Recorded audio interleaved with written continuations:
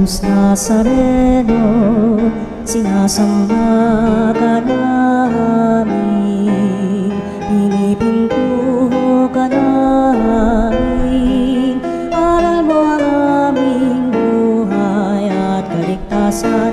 Nuestro Padre Jesus Nazareno, iligtas mo kami sa kamatayan. Ang krus mong pinamatayan ay sagisag ng aming kaligtasan. Nuestro Padre Jesus Nazareno, dinarangal ka namin. Nuestro Padre Jesus Nazareno, inulwalhati ka namin. Nuestro Padre Jesus Nazareno, inarangal ka namin. Nuestro Padre Jesus Nazareno, inulwalhati ka namin.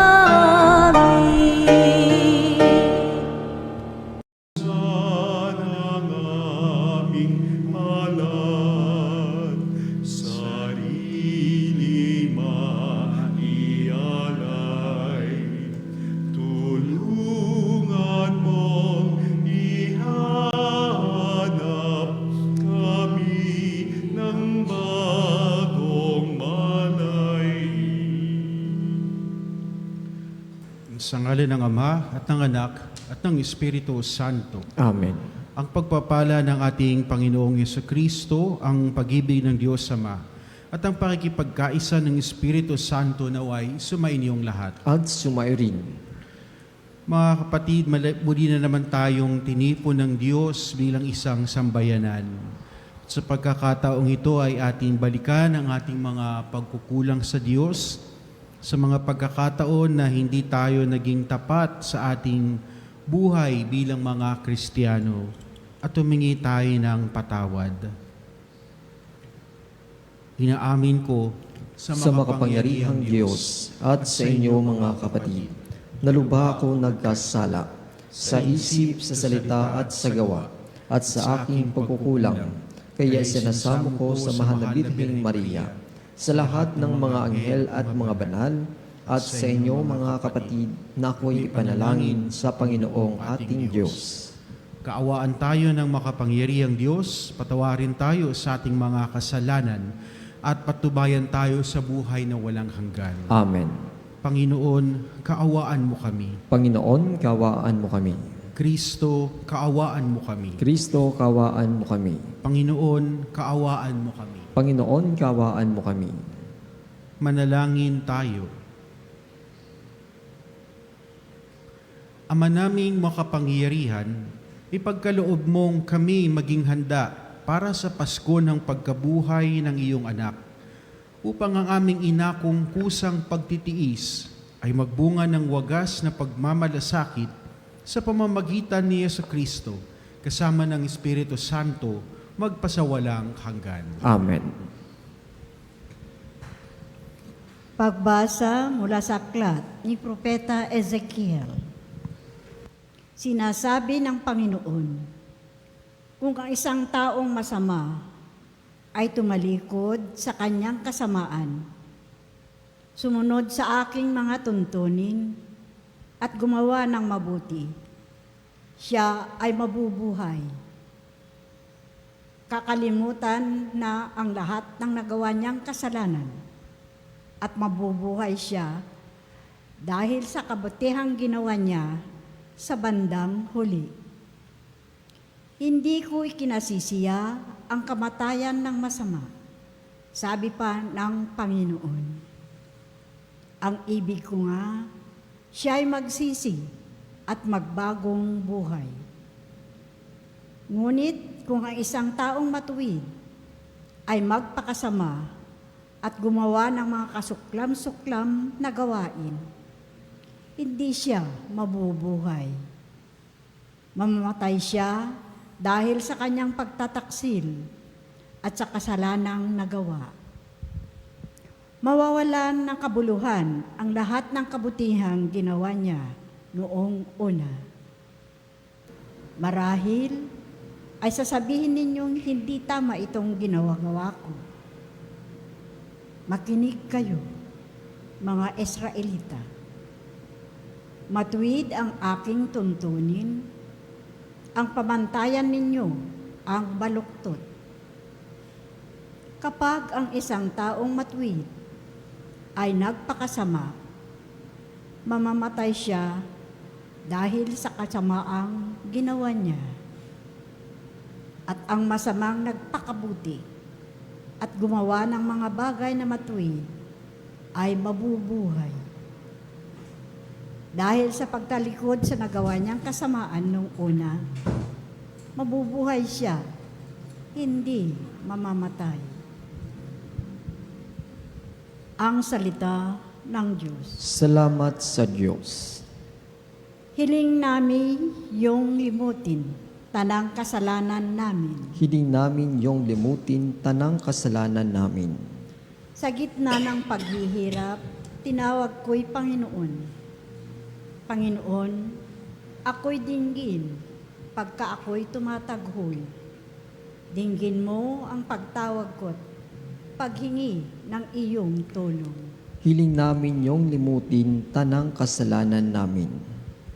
Kung ikaw ay may talaan nitong aming kasalanan, lahat kami ay tatanggap ng hatol mong nakalaan. Ngunit iyong pinatawad, kasalanan ay nilimot. Pinatawad mo nga kami upang sa iyo ay matakot. Hiling namin yung limutin tanang kasalanan namin.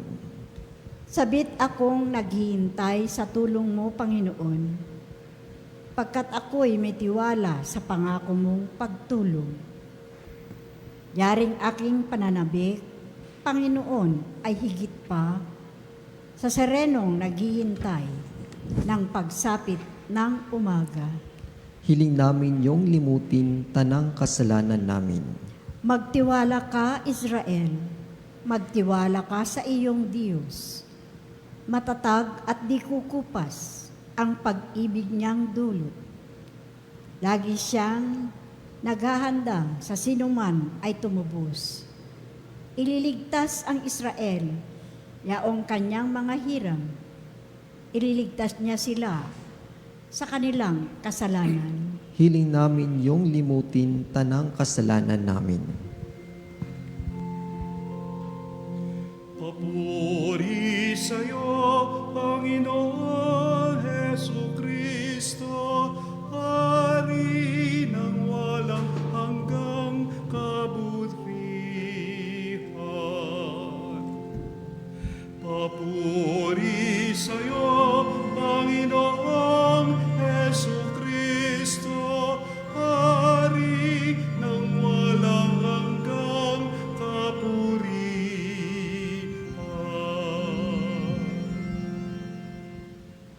Sumainyo ang Panginoon. At sumayo rin. Ang mabuting balita ng Panginoon ayon kay San Mateo. Papuri sa iyo, Panginoon. Noong panahong iyon, sinabi ni Jesus sa kanyang mga alagad, "Sinasabi ko sa inyo, kung ang pagsunod ninyo sa kalooban ng Diyos ay tulad lamang ng pagsunod ng mga eskriba at mga pariseyo, hindi kayo makapapasok sa kaharian ng Diyos. Narinig ninyo na noong unay iniutos sa mga tao, huwag kang papatay. Ang sinumang makamatay ay mananagot sa hukuman. Ngunit ngayoy sinasabi ko sa inyo, ang mapuot sa kanyang kapatid ay mananagot sa hukuman. Ang humamak sa kanyang kapatid ay mananagot sa Sanhedrin. At sinumang magsabi sa kanyang kapatid, ulol ka, ay mapapasa apoy ng impyerno. Kaya't kung naghahandog ka sa Diyos at maalaala mo na may sama ng loob sa iyo ang kapatid mo, iwan mo muna ang iyong handog sa harap ng dambana at makipagkasundo ka sa Kanya. Saka ka magbalik at maghandog sa Diyos. Kung may magsakdal laban sa iyo sa hukuman, makipag-ayos ka sa Kanya habang may panahon, bago Kanya iharap sa hukom. At kung hindi ibibigay Kanya sa hukom, na magbibigay naman sa iyo ng tanod at ikaw ay mabibilanggo. Sinasabi ko sa iyo, hindi ka makalalabas doon hanggat hindi mo nababayaran ang kahuli-hulihang kusing. Ang mabuting balita ng Panginoon. Pinupuri ka namin, Panginoong Heso Kristo. Sa pagsisimula natin ng paglalakbay sa panahon ng Kwaresma, no? Nagsimula ito nung nakaraang linggo, nung Ash Wednesday. At ang buong panahon ng Kwaresma ay napakagandang panahon at oras sapagkat tayo ay inaanyayahan ng Diyos na maging totoo o sabihin nating maging tapat. No? Hindi lang sa ating mga pagkilos, kung hindi ano ang nangyayari sa ating kalooban. Sa ating ebanghelyo ngayon, sabi ng Panginoong Hesus, kung hindi ninyo malalampasan ang ang tawag dito, pagsunod ng mga eskriba at mga pariseyo ay hindi kayo makakapasok sa kaharian ng Diyos. Hindi naman sinasabi ni Jesus na dapat mas maging relihiyoso tayo kaysa sa iba. No? Hindi tayo nakikipagkumpetensya. Ang sinasabi lang ng Panginoong Jesus ay paano ba tayo nagiging totoo sa ating pagsunod sa Diyos? Gaano ba nagiging sincere, no? Nagiging genuine no? Yung ating pagsunod sa kalooban ng Diyos? Kaya ang ating pananampalataya ay hindi lang sa panlabas, kung hindi maging sa ating kalooban. Ano ang nababago nito kapag tayo ay sumusunod sa Diyos? Kaya ang panahong ito ay una, nag-aanyaya sa atin na paano nga ba magbago ang ating kalooban. No? Ang mga skriba at mga pariseyo, sinusunod nila ang batas. Pero ang sinasabi ng Panginoong Hesus, ang kanilang mga puso ay malayo sa Diyos. Kung tatanungin ang ating mga sarili, ano ang nasa loobin natin sa mga sandaling ito? Ano nga ba ang mga pinanghahawakan natin na saloobin? Baka meron pa tayong galit, baka meron tayong pagmamataas, o kaya ay meron tayong bitterness, yung kapaitan ng karanasan natin na hanggang ngayon ay hindi natin mapalaya. At ang panahon ng Kwaresma ay hindi lang para magmukha tayong banal. Kung hindi, hinahayaan natin na ang mensahe at biyaya ng Diyos ay palambutin ang ating mga puso. Ang paggawa ng mabuti ay mahalaga, importante, pero kinakailangan ang paggawa ng panlabas na kabutihan ay nagkakaroon ng pagbabago sa ating mga puso. Ikalawa, ang panahon ng Kwaresma, mas binibigyang diin sa panahong ito, paano hinihilom yung ating mga galit o yung ating mga, sabihin nating sama ng loob, at paano naman natin pinipili ang pagpapatawad. Tinuro ng Panginoong Hesus na bago daw tayo kumilos o gumawa sa ating mga kamay, kinakailangan muna ang ating kalooban ay magkaroon ng paghilom. Sapagkat kung ang ating paggawa ng kabutihan na panlabas ay may kasamang galit, may kasamang sama ng loob, o kaya hindi magandang ugnayan, ang lahat ng ito ay magiging pabigat lamang sa atin. Marami sa atin o ang iba sa atin siguro ay baka kinakailangan magtanong, sino ba ang mga kailangan kong patawarin? Sino ba yung mga tao sa buhay ko na iniiwasan ko? Sapagkat pag pinangahawakan palagi natin ang sama ng loob, ito ay nagpapabigat sa ating paglalakbay. Kaya ngayong panahon ng Kwaresma at sinasabi ng ating Ebanghelyo, ay turuan tayo ng Espiritu Santo na maging malaya sa mga ito. Hindi dahil sa madali ito, o hindi dahil sa kailangan lang nating gawin, kundi ito ay nagdadala ng kagalingan o ng paghilom. Kaya nga sabi ng Panginoon sa ating Ebanghelyo, kung ikaw ay mag-ahandog at mag-aalay sa Diyos, at naalala mo na merong kakasamaan ng loob o merong tao na hindi maganda at maayon sa ugnayan, iwan mo muna yung iyong handog sa altar at makipagkasundo ka muna.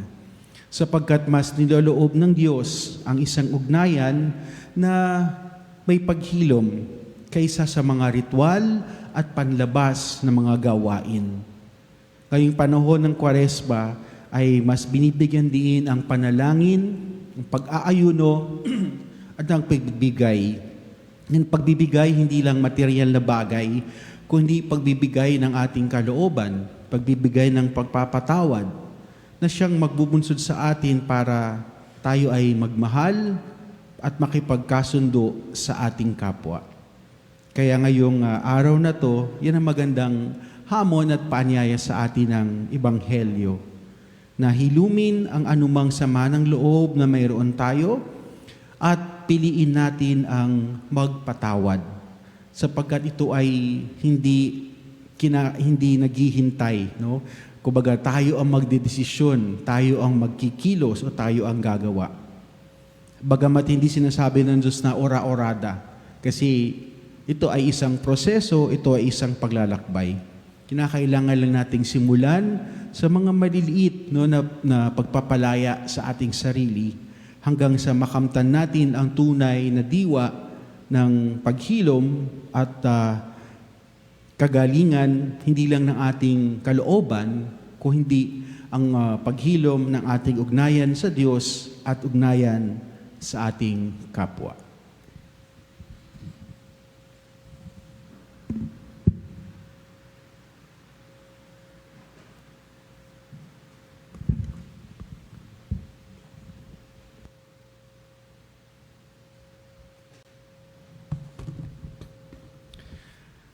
Labis ang pagkabigo at pagkamuhing namamagitan sa mga tao, labis na pagtatalo-talo at pag-aaway. Hilingin natin sa Diyos na pagkalooban tayo ng kapangyarihan na maging mga tagapaghilom at tagapagkasundo at ating itugon, Ama, biyayaan mo kami ng kapayapaan. Ama, biyayaan mo kami ng kapayapaan. Ang simbahan, naway maging kasangkapan ng pagkakasundo, pagpapatawad, pagpapagaling at pagkakaisa ng mga tao at bansang nakikipagdigmaan.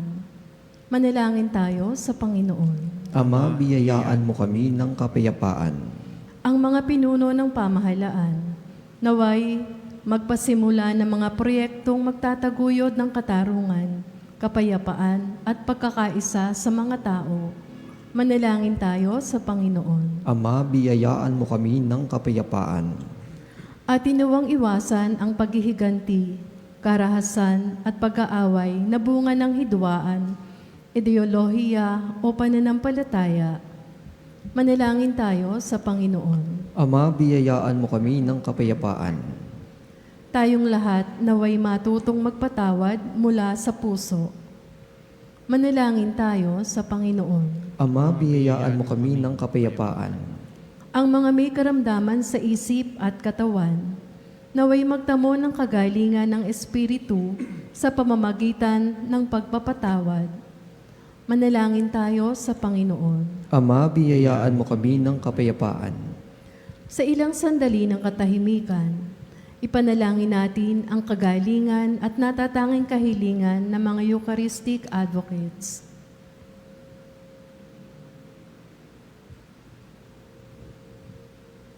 Manalangin tayo sa Panginoon. Ama, biyayaan mo kami ng kapayapaan. Diyos na aming Ama, tulungan mo kaming makita ang bawat isa ayon sa iyong paningin upang tanggapin at itaguyod namin ang isa't isa alang-alang sa iyo. Hinihiling namin ito sa pamamagitan ni Kristo na aming Panginoon. Amen.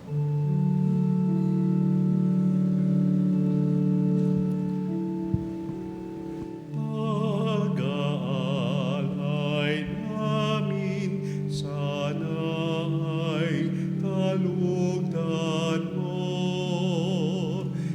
isang bayan na nagpupugay, nagmamahal sa'yo.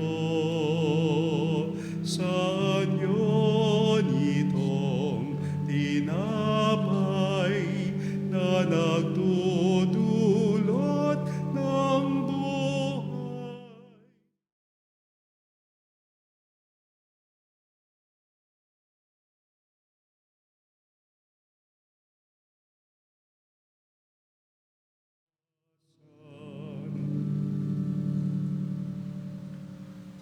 Manalangin kayo mga kapatid upang ang ating paghahain ay kalugdan ng Diyos amang makapangyarihan. Tanggapin nawa ng Panginoon ito baghahain sa iyong mga kamay sa kapurihan niya at karangalan, sa ating kapakinabangan at sa buong sambayanan niyang banal.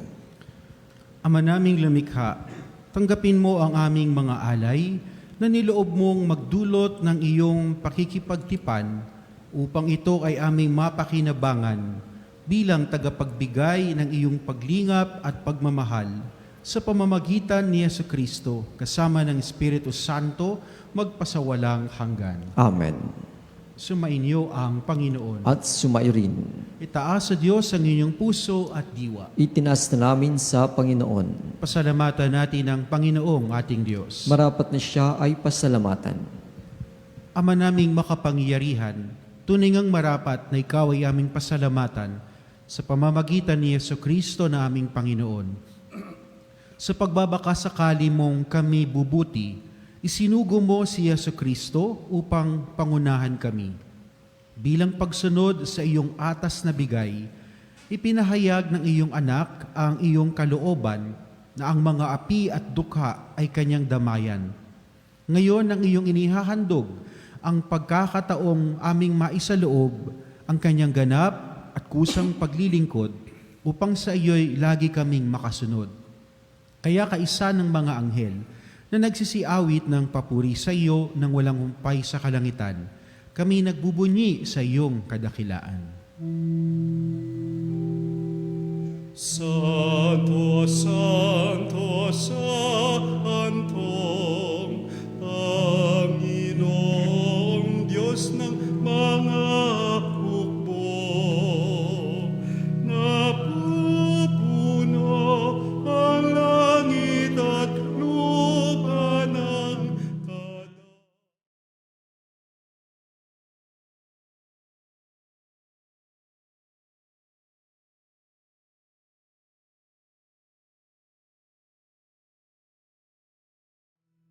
pinagpalang na paririto sa ngalan ng Panginoon. Hosana sa kaitaasan.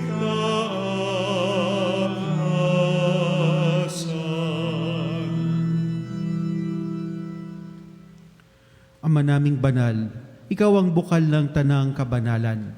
Kaya't sa pamamagitan ng iyong Espiritu, gawin mong banal ang kaloob na ito upang para sa amin maging katawan at dugo ng aming Panginoong Hesukristo.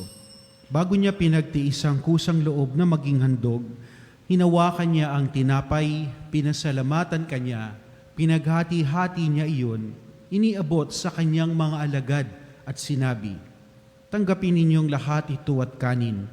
Ito ang aking katawan na ihahandog para sa inyo."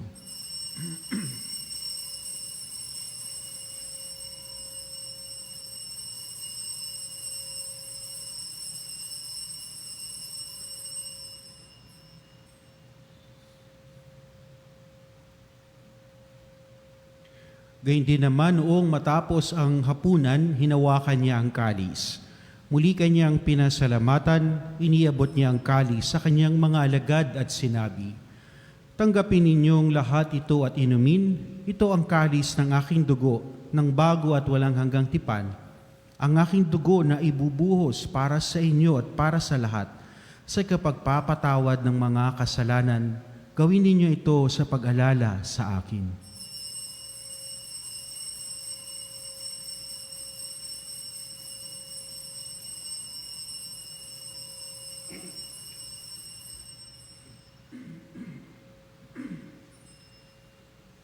Ang misteryo ng pananampalataya. Si Kristo'y namatay, si Kristo'y nabuhay, si Kristo'y babalik sa wakas ng panahon. Ama, ginagawa namin ngayon ang pag-alala sa pagkamatay at muling pagkabuhay ng iyong anak. Kaya't iniaalay namin sa iyo ang tinapay na nagbibigay buhay at ang kalis na nagkakaloob ng kaligtasan. Kami nagpapasalamat dahil kami iyong minarapat na tumayo sa harap mo para maglingkod sa iyo. Isinasamo namin kaming magsasalo-salo sa katawan at dugo ni Kristo ay mabuklod sa pagkakaisa sa pamamagitan ng Espiritu Santo. Ama, lingapin mo ang iyong simbahang laganap sa buong daigdig. Puspusin mo kami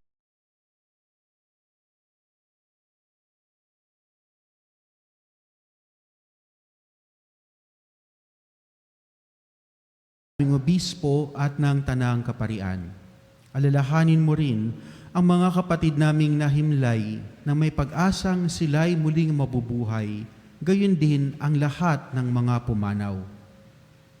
Kaawaan mo sila at patuloyin sa iyong kaliwanagan. Kaawaan mo at paghindapatin kaming lahat na makasalo sa iyong buhay na walang wakas. Kaisa ng mahal na Birheng Maria na Ina ng Diyos, ni San Jose na kanyang esposo, kaysa ng mga apostol at ng lahat ng mga banal na namuhay dito sa daigdig ng kalugod-lugod sa iyo, maipagdiwang nawa namin ang pagpupuri sa ikararangal mo sa pamamagitan ng iyong anak na aming Panginoong Heso Kristo.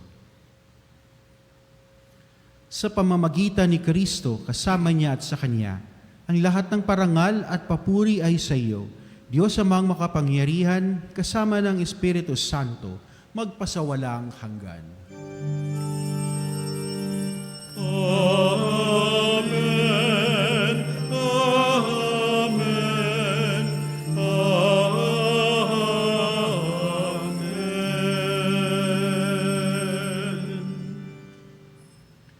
Ngayon ay tawagin natin ang Diyos amang nasa langit.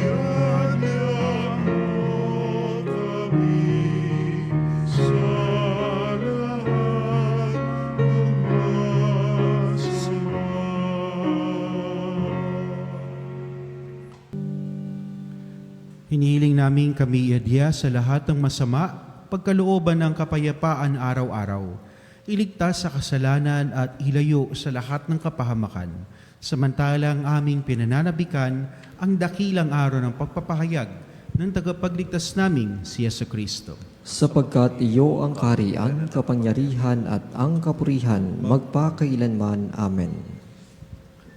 Panginoong Heso Kristo, sinabi mo sa iyong mga apostol, Kapayapaan ang iniiwan ko sa inyo. Ang aking kapayapaan ang ibinibigay ko sa inyo. Tunghayan mo ang aming pananampalataya at huwag ang aming pagkakasala. Pagkalooban mo kami ng kapayapaan at pagkakaisa ayon sa iyong kalooban, kasama ng Espiritu Santo, magpasawalang hanggan. Amen. Ang kapayapaan ng Panginoon ay laging sumainyo. At sumayo rin. Magbigayan kayo ng kapayapaan sa isa't isa. Kapayapaan po sa bawat isa. Kordero ng Diyos na nag-aalis ng mga kasalanan ng sanlibutan, maawa ka sa amin. Kordero ng Diyos na nag-aalis.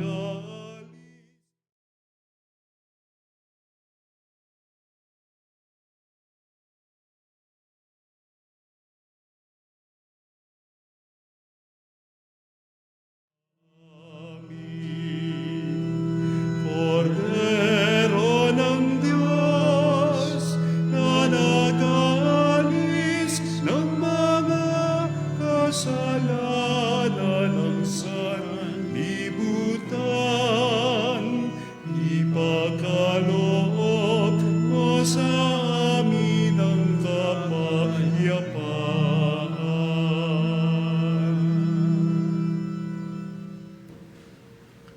Ito ang kordero ng Diyos na nag-aalis ng mga kasalanan ng sanlibutan. Mapalad tayong mga tinawag upang tumanggap sa kanyang banal na piging. Panginoon, hindi ako karapat-dapat na magpatuloy sa iyo, ngunit sa isang salita mo lamang ay gagaling na ako.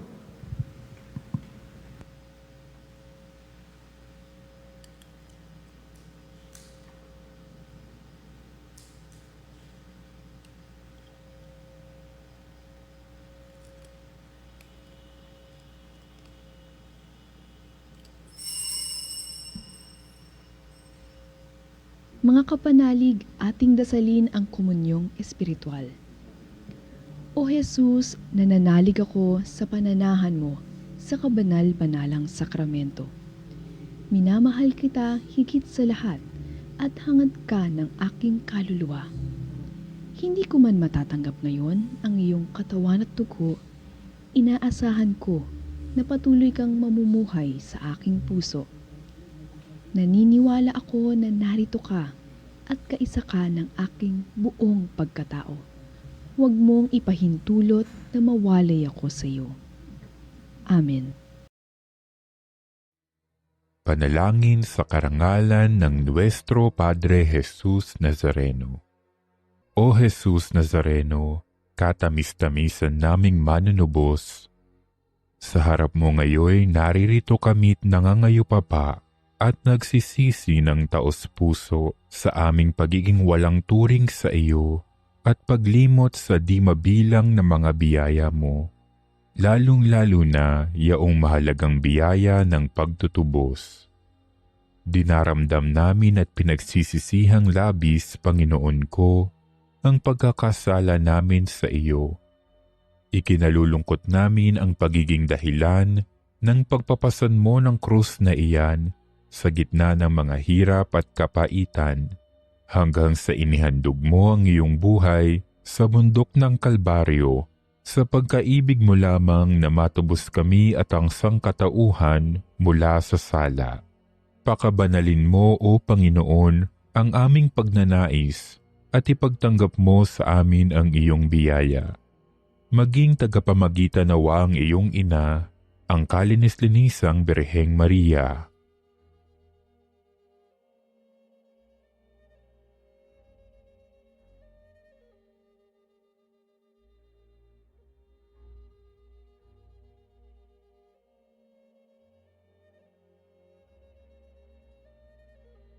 Ama naming makapangyarihan, niloob mong akuin ang iyong anak, ang krus at kamatayan, upang ang sangkatauhan ay matubos at mabuhay.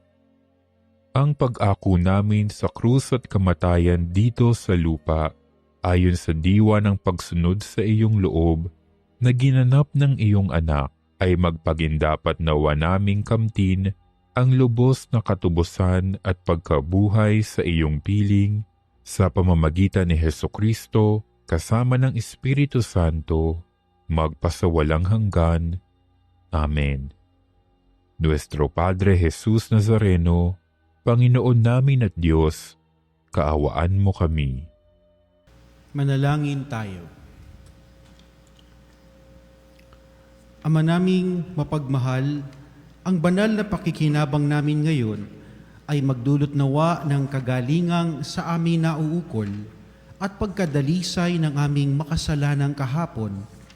Kami naway laging makasalo mo sa habang panahon sa pamamagitan ni Jesucristo kasama ng Espiritu Santo magpasawalang hanggan. Amen.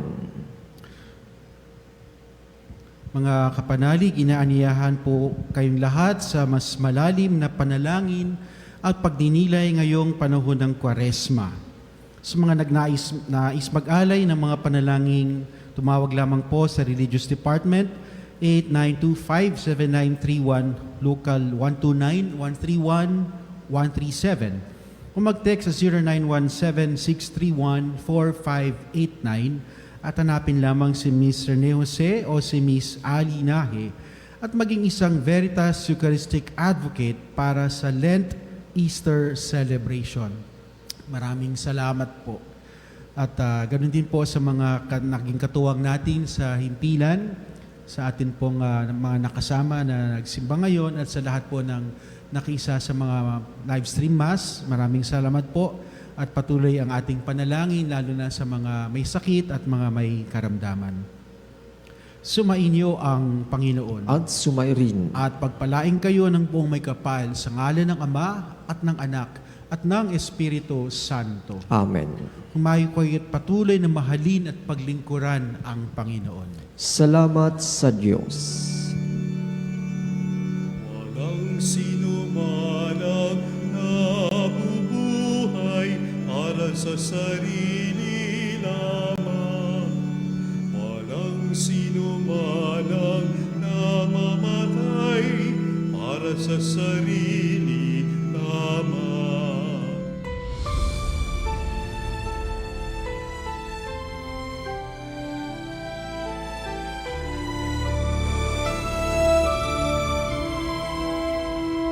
Nuestro Padre Jesús Nazareno, sinasamba ka namin, pinipintuho ka namin, aral mo ang aming buhay at kaligtasan. Nuestro